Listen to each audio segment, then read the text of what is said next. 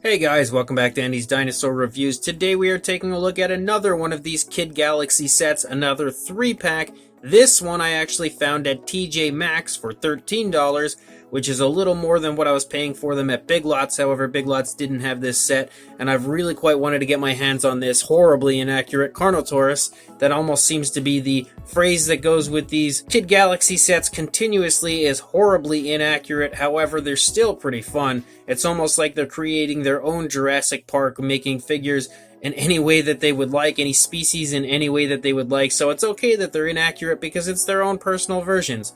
However, we've got a ton of inaccurate figures in this set specifically, but simply because they have a Scaphonyx over here in the set, I was really interested in this set, and also because there is a Carnotaurus, and of course I have to try to get every Carnotaurus that has ever existed. So as far as this set goes, the box art looks exactly the same as the last one did. Pretty much every single way is exactly the same. And then if we look at the back, we've got some information on each, and it's actually stating that the Velociraptor here is a Deinonychus, even though it's quite clearly a Hasbro knockoff Velociraptor from the Jurassic Park line. But you can see a few different figures here. Again, the titles of each with a little bit of information and everything. So let's go ahead and break these out of the box and take a look at them. So here is our, in quotation marks, Deinonychus, who doesn't want to stand at all, unless he leans against the wall. Here is our Scaphonyx, which now he's trying to take a bite out of our Deinonychus. And then here is our Carnotaurus. So, my word, everything in here that you see is so insanely, unbelievably inaccurate, it is pretty ridiculous. However, they all still look really quite interesting, and again, I'm a sucker for anything dinosaur. I have, I guess, a dinosaur disease where I just want to like every single thing that I ever see that's a dinosaur figure, so I'm still, for some reason, really excited about these figures, and cannot wait to take a closer look at them. So, let's just go ahead, feed my disease, and do that right now. So I'm just going to say straight away that I'm not even really going to bother looking at this guy, simply because he is just an absolutely awful Jurassic Park 3 bootleg. If you have any of these figures, you'll know that these raptors were kind of fun, and you've of course got screw holes galore. So if you would like to own one of these Velociraptors, I would actually say buy the original JP3 ones, because this one is just absolutely awful looking. So we're going to take a look at the Carnotaurus, which is just because I love Carnotaurus. So as far as the head sculpt goes, it is just unbelievably inaccurate in every way. It's not even the correct type of a skull shape for a Carnotaurus. It's way too long. It's just not shaped the correct way. It is fairly thin like a Carnotaurus would be, but again, not exactly thin. It's not quite thin enough, I wouldn't say. It's a little chunkier than it probably should be. We do have some pretty nice looking Carnotaurus horns up here, which is always fun. You've got quite a bumpy appearance to the top of the head as well. Really quite beautifully painted eyes, which is a plus, with a very nice gloss to them. Both eyes actually look really good. The teeth are painted with a yellowish color, and then you've got a pink for the inside of the mouth, which does look really quite nice. The tongue actually sports some pretty nice looking detail on it. Really nicely textured tongue. However, once you open the mouth a little too wide, you can definitely see that the skin flap here of the inside of the mouth totally disconnects randomly from the mouth, and it just looks beyond terrible. So to stop that from happening, you can kind of only open it to about that point, which is really quite the downside for this figure. I do quite like the paint scheme of it, though, I will say that. It's pretty nice looking. I love the blue and everything. Not something that I would expect to work so well on a Carnotaurus, but it really does quite look pretty nice for the most part, I think. And I love the black that rims around the head and everything. Definitely a fun looking paint scheme. You've got some pretty cool looking detail here around the eye. Nicely done sculpt work right there under the eye. Some pretty nice looking sculpt and detail for the most part as far as the skin texture goes. And you can see screw holes start to appear. Of course, that's only on one side. The opposing side doesn't have any, so we'll probably just look at this side.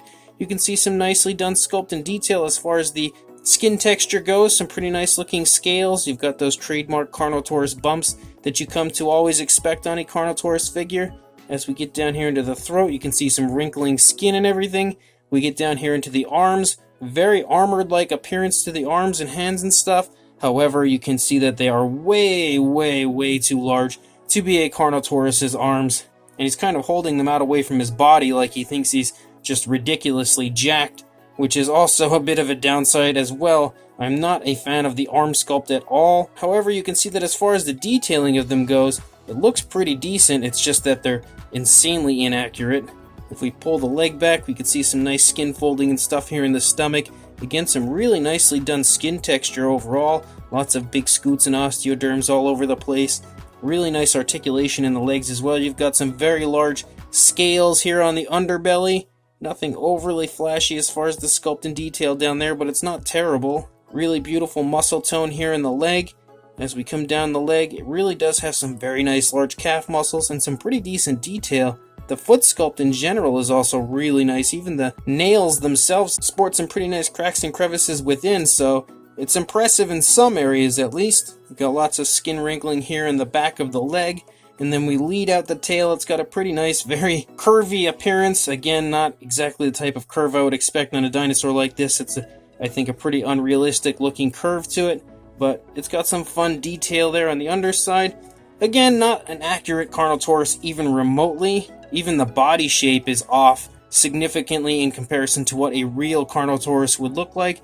But I guess it's still fun to have another Carnotaurus in my collection, even if he's an ugly one. Then we've got the Scaphonyx, which is just not even remotely accurate either. If you've ever seen illustrations of what this animal actually looks like, this is not it.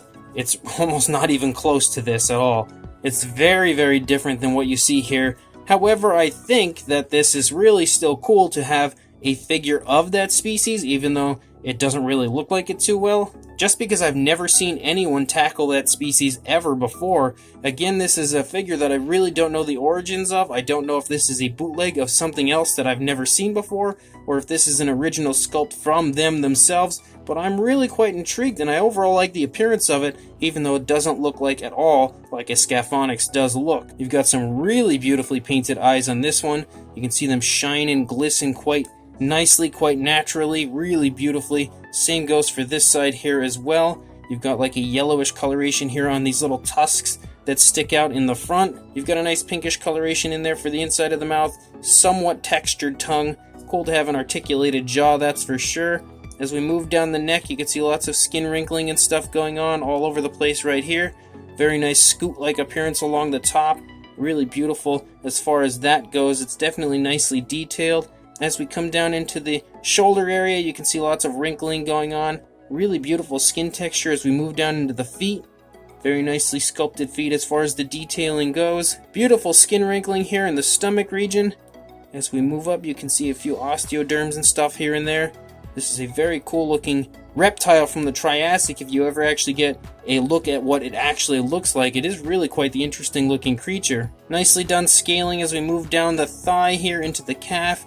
Nice bulging calf muscles. You've got a pretty nicely sculpted kneecap. Again, really nice looking rear foot here. The nails are not painted, which none of these aside from the Deinonychus in quotation marks were painted as far as the nails go. As we move back here into the tail, you can see that the detail and sculpt is really actually quite nice. Again, we have another incredibly unrealistic curve in the tail of this animal as well. That is just ridiculously curved. For an animal that holds his tail up like this, I could not see it ever forming almost a question mark with its tail. It's just not probably going to happen.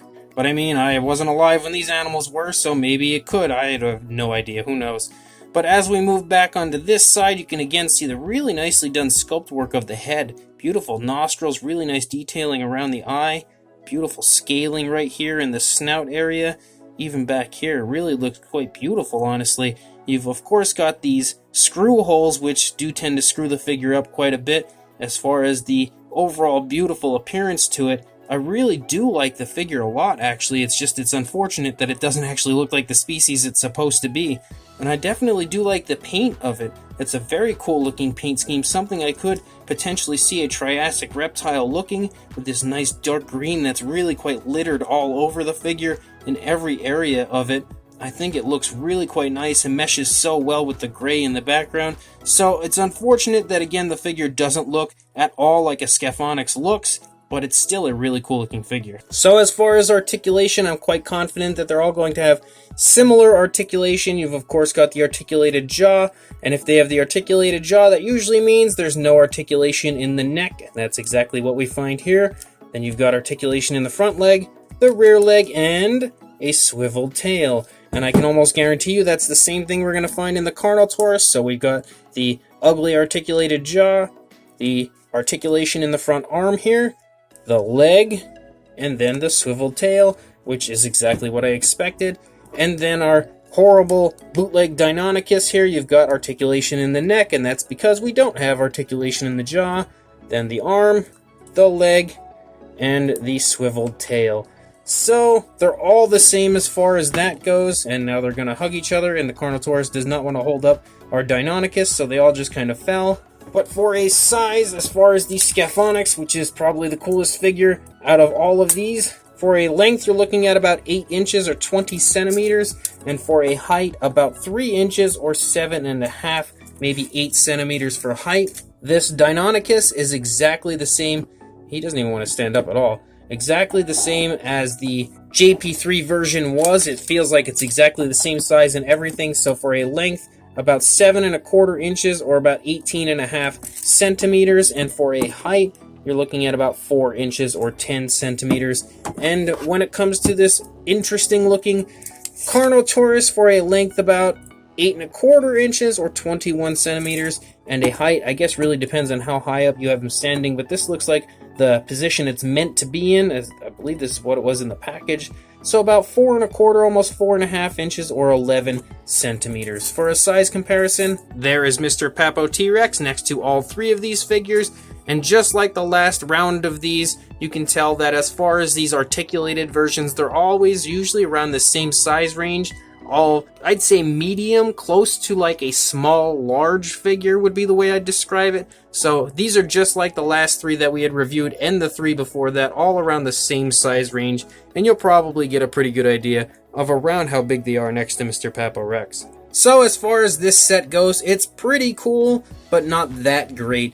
The fact that every single figure in this is just insanely, unbelievably inaccurate is a huge downside. So if we move past that, if we move past the obvious inaccuracies of each and every one of these, we're just going to look at the fact that one thing that is really bad is the fact that they have a JP3 bootleg in here. Just like the last one where they bootlegged the Tyrannosaurus Rex, we now have a Velociraptor bootleg renamed to the Deinonychus. If we move over here to the other two figures, which I've never seen previously, I'm pretty sure they are original sculpts from Kid Galaxy, although again I could be wrong, I have no idea. The Carnotaurus is really weird looking. I still like him, just because he's a Carnotaurus I'm kind of destined to, and I really do quite like the paint scheme. The sculpt overall is obviously pretty ugly, but it's an overall fun little figure. And then if we look at the Scaphonyx, the fact that there is a Scaphonyx in here is awesome because it's such an incredibly obscure species of Triassic reptile I've never seen any company ever try to tackle. So this is the obscurest of the obscure when it comes to creating something like this if I've never seen anyone try it before. So it's really cool that there was an attempt at the animal made here for this set. However, it not looking anything like a Scaphonyx is a bit of a downside when it comes to the figure. The detailing, the paint application, everything does look really, really cool on it. So if you want to pick this set up, your best bet is to go to TJ Maxx if you have one near you. There are these along with quite a few other random sets of dinosaur figures that you could get your hands on. If you do, head over to your local TJ Maxx. There's actually quite a few different Kid Galaxy sets, even some I haven't purchased yet. I may not, I'm not sure, but this set specifically is pretty cool aside from that ugly bootleg that you've got over there on the left. I will try to find somewhere online where you can pick this up for yourself if you would like, but I can't guarantee it as these are incredibly hard to find sometimes when it comes to these Kid Galaxy figures. So again, check the description or your local TJ Maxx, but before you do that, don't forget to please like, comment, and subscribe, and I will see you in the next review. Thanks for watching.